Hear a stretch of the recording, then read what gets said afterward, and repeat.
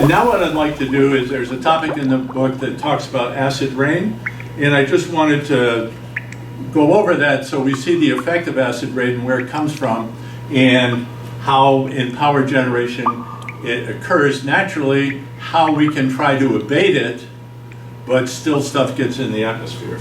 And also talk about the greenhouse effect. I found that people often use these words, but they don't necessarily understand them as well as they might. And so what happens, we saw with coal that we had some sulfur in it. So there's coal with a lot of sulfur and there's coal with a little bit of sulfur, but very often it has sulfur. Liquid hydrocarbon fuels will have sulfur in it, and they try to get rid of it in the distillation process, but some still comes around. And so with acid rain, if I look at SO2 plus water, so it combines and it's going to create sulfuric acid.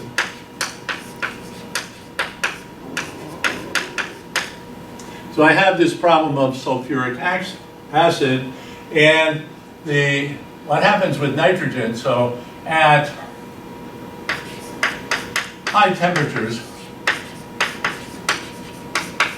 N2 dissociation becomes 2N. And with this is highly reactive, and we call this NOx. So it combines with oxygen, and these are NOx. So they have ways on automobiles, because of the high temperatures, to reduce this. There are ways that they use in the combustion process to keep the temperature low enough so that we don't have this dissociation of the nitrogen. So, and then NOx plus H2O leads to nitric acid. So NOx plus H2O.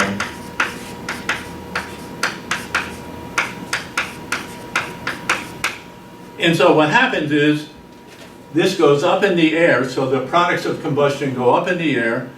It will find water vapor eventually, and in the United States, as the winds move from west to east, so if you're in the Midwest and you're burning this stuff, then by the time it cools down and precipitates in the east, you get acidification of your lakes and streams, you get acidification of the groundwater, and it's detrimental to the growth of trees as well as other living organisms. And so what we want to do is talk about that. The worry about the NOx as well has to do with when I told you it combined with oxygen, that this depletes the ozone layer. So this very active oxygen, we have ozone depletion. And so when it gets up there, we have depletion of the ozone, and that means worse ultraviolet rays come through that affect people. The other thing that I wanted to talk about is the greenhouse effect.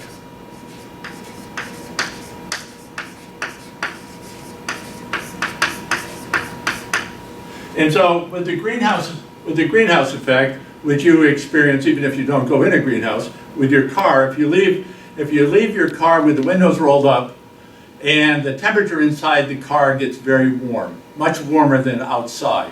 Why is that? And what happens is the sunlight, so I have a window, and I have the sunlight comes through, and it has a very short wavelength.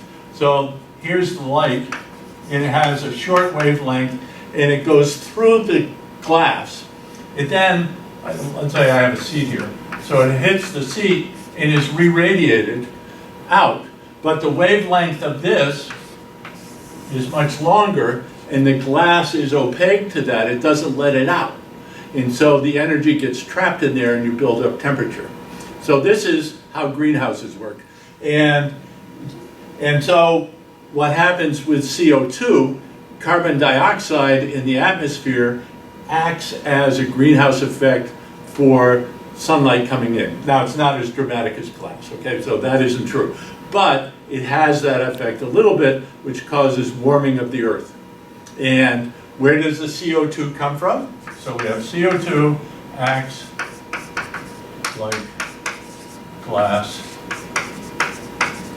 in greenhouse. And so that's why it's called the greenhouse effect.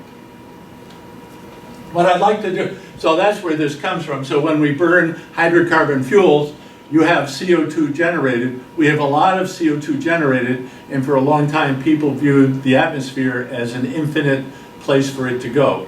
But based on the production of carbon dioxide, it is not an infinite place for it to go. So they are looking at technologies as how to capture the CO2, which is beyond the purpose of this course, but that you should be aware of it. And now, what I want to do now is just look at the cleaning process of the stack gas. So one of the things that power plants do is they have technologies to solve a technological problem. So there is a techno fix that helps ameliorate this if the country requires companies to do that. So assume a fuel is 1% sulfur, 90% carbon. And now we're going to have cleaning. Removes 98% of the sulfur. So there are ways that you can do this where we remove the impurities. And now let's take a power plant. So what happens if I have a power plant? So I have a power plant here, and I have a chimney. And so the fuel goes in, and the products of the combustion come out here.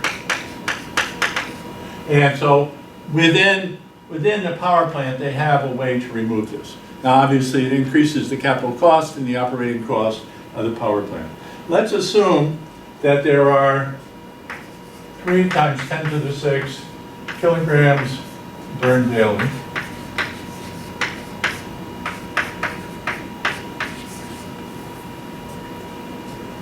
And let's see what the numbers look like. And this is a reasonable number for a power plant. It's just, I didn't pick a number that is astronomically high. And so the mass flow rate of the sulfur is 0.01 times the mass flow rate of the fuel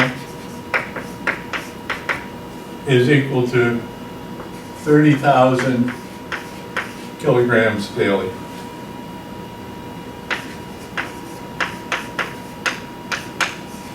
And we remove 98%, so 2% of this, 2% is equal to 600 kilograms.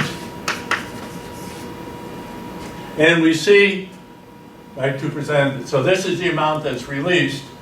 And then if I have S plus O2 yields SO2, I have 32 kilograms plus 32 kilograms yields 64 kilograms. So my conservation of mass pays off. So from this 600, I get 1,200 kilograms SO2 released.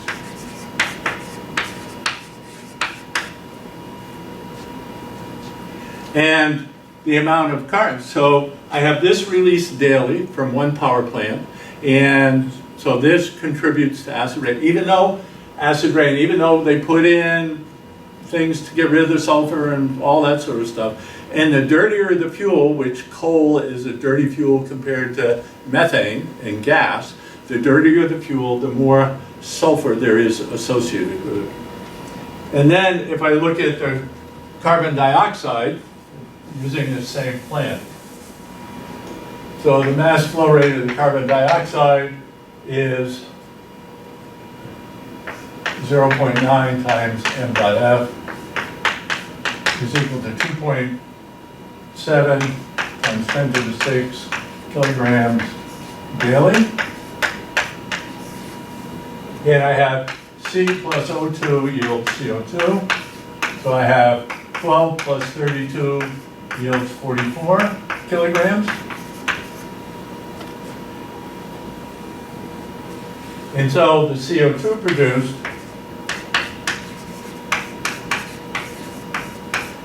is 9.9 times 10 to the 6 kilograms per day. So these are big numbers, and when you look at all the power plants in the country, that's power plants also for factories that produce power. And this is, if we look at the United States, but CO2 travels around the world. And so it matters what happens in China, it matters what happens in India, it matters what happens in other parts of the world in terms of the fuel, in terms of the Earth's atmosphere. And so it becomes a bigger problem than just fixing it in our country. And for countries that do not have the economic resources to do the modification to the power plants, then you're burning coal directly and you're getting all this pollution. Now, so anyway, it's not a doomsday story, but I wanted you to see where it comes from, and you can do the calculations. You could figure out, if you wanted, what's the size of the Earth's atmosphere, see how much is produced daily and all that stuff. They're really big numbers to work with, so they're big, big numbers to work with. And so we started off by knowing what the hydrocarbon fuel was that we were using. So we assumed I knew I would balance things for methane, and I could balance it for octane, dodecane, etc. We can look at measuring the products of combustion, and measuring the products of combustion is something that's done in terms of power plants to see how efficiently the combustion process is going on. So we want to be able to measure products of combustion.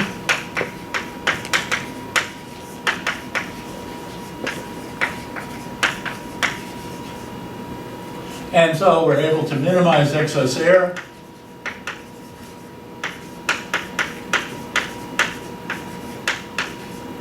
And we're going to, the example I'm going to do is for complete combustion. And so what we want is, the idea here is desire complete combustion.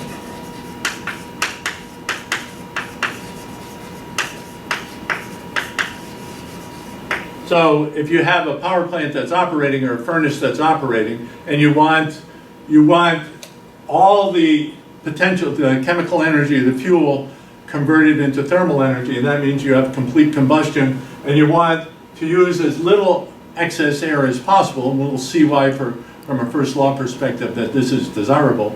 And so we want to use as little as possible, but we want the complete combustion. So to do that, we're going to look at something that's called an Orsett analysis, and this is the older way of doing this. It's a chemical solution. You get a volumetric or mole analysis from this. So Orsett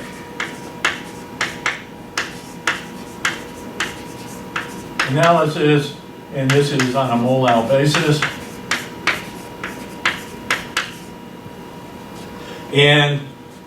And so what we're going to look at, and it's also dry, does not include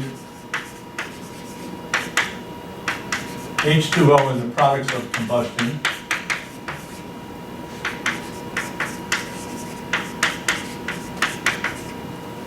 And so we'll see, I mean, what happens with the Orsett analysis is it gets absorbed in the chemical, and so it isn't there. What happens with the power plants is they typically do not use this now, and they use electronic measurements. So they have electronic measurements, but it's still on a volumetric basis. And the text briefly discusses this, and so you can read that in the text. But both of them, the big deal is it's on a mole analysis or a volumetric analysis. And now let's look at example 12.5 on page 283.